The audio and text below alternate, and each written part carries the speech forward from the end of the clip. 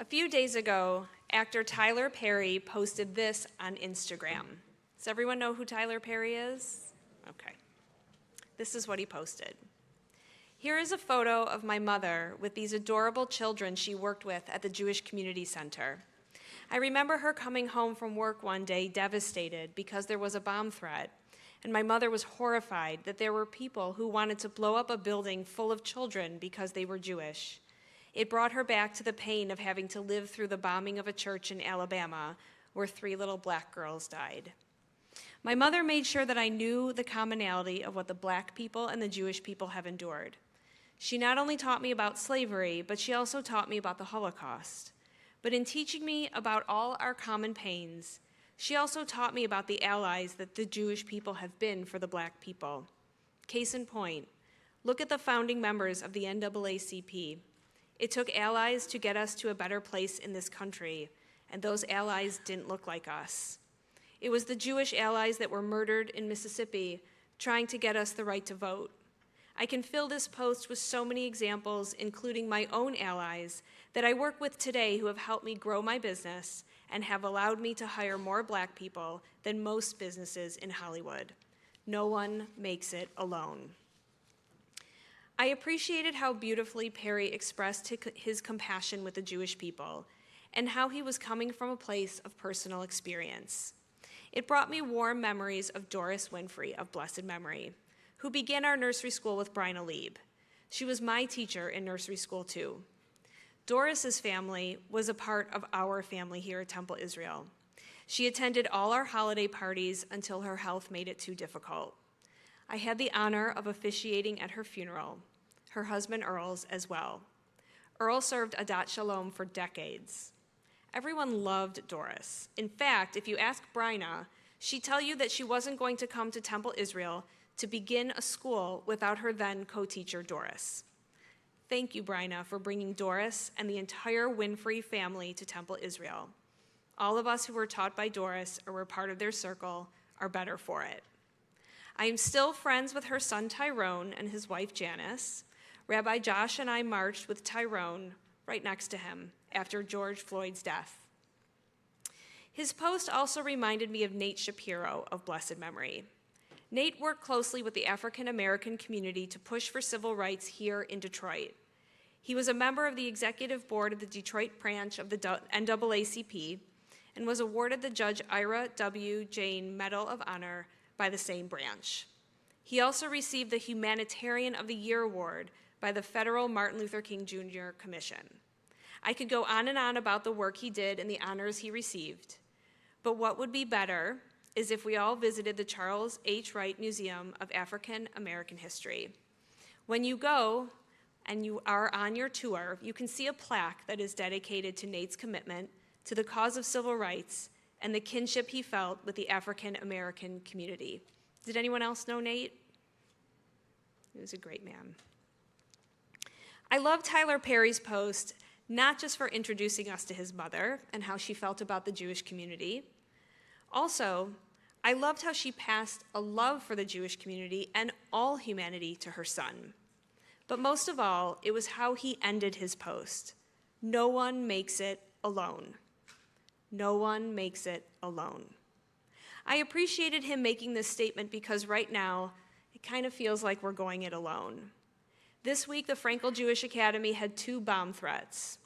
The West Bloomfield Police Department and West Bloomfield Fire Department were on the scene immediately and excellent in their response as always, and we are grateful to them as always. Yesterday, the FBI put out a notice that there have been a threat to all synagogues in New Jersey. This led the FBI and neighboring to New York to heighten security in all synagogues and Jewish institutions. The banners over the expressway in LA, sure, there have been stars and politicians making statements in support of the Jewish community, but to me, a lot of it feels a little performative. Something is better than nothing without a doubt. I agree with Tyler Perry, no one makes it alone. We all need people to speak up in our defense, and we don't want to be alone. And yet, the world can feel a little lonely for the Jews right now.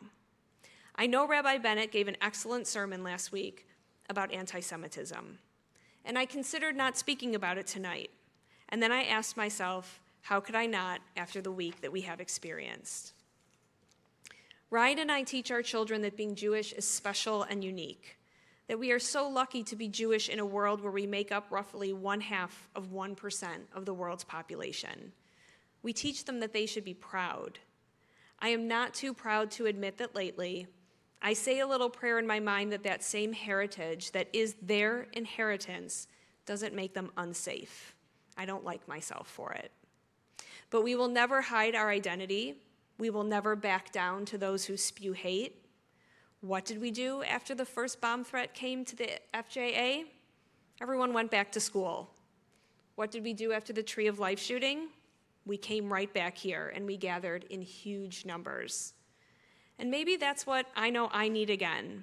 Because that night, not only did the Jewish community show up in solidarity, myriads of faith leaders from other communities joined as well. It felt good. It felt like we weren't alone in our grief and our fear, or in our resolve to be loud, proud, and eternal. When our colleague, Rabbi Charlie Citron Walker, was taken hostage in Colleyville, Texas, the entire Jewish community came together virtually. We prayed together, read psalms together, sent messages together, and thank God it ended without anyone being hurt. Tree of Life was a tragedy, a horrific instance of violence. Colleyville was a terrifying display of the power of falsehoods and assumptions. When those events happened, we came together, physically, virtually, spiritually, powerfully. I want that now. I want that before the violence arrives. And we need other communities to come to our defense now, before the violence arrives. No one makes it alone. In this week's Torah portion, God tells Abraham, Lech Lecha. Usually it translates as go forth. God tells Abraham to go forth to the place that God will show him. The mission is his, but he doesn't go alone. God doesn't command that anyone else goes. All of the adjectives and verbs are conjugated in the male singular, directed only to Abram. But Abram takes his wife Sarai and Lot and all of their cattle. No one makes it alone. Another interpretation of Lech Lecha is that God told Abraham, it's actually Abram to go unto himself, to look inside and see what he believed. For what would he sacrifice his homeland and all that was familiar to him? For what? For blessing, covenant, and security. We each need to do that now. We need to ask ourselves hard questions and face difficult realities. And how can we do that? We can start by voting. If we vote out candidates that either espouse or tolerate anti-Semitic views, we can take away their platform and the ability to create laws that harm minority communities. We can vote for values that we have held dear because Judaism teaches us to: justice, mercy, compassion, and tikkun olam. If we show up in numbers at the polls like we do when tragedy strikes, the world will take notice. If our allies show up for us when they vote, and not just when we are grieving, the world will take notice. No one makes it alone. We need everyone of conscience to see themselves as if their lives and their voting are one in the same, because they are. Vote to make voting easier, not harder. Voting is a right that Jews weren't really afforded anywhere until about the 19th century, and even then only in select countries. Our right to vote is precious but not guaranteed. You might think, it'll never happen, I'll always be able to vote. Well, I never thought I would have to worry about women receiving proper and life-saving health care, and yet here we are. We must see what is happening and take every step we can to vote out candidates that lie and spread hate. They are not the majority. We are. But those of us who are on the receiving end of their dangerous words have to turn out in massive numbers to defeat hate, because no one makes it alone. Go unto yourself. Go on a journey outside your comfort zone and speak out. Vote. Let your voice be heard, and then we too can receive what Abram did: blessing, covenant, and I pray peace. Shabbat shalom.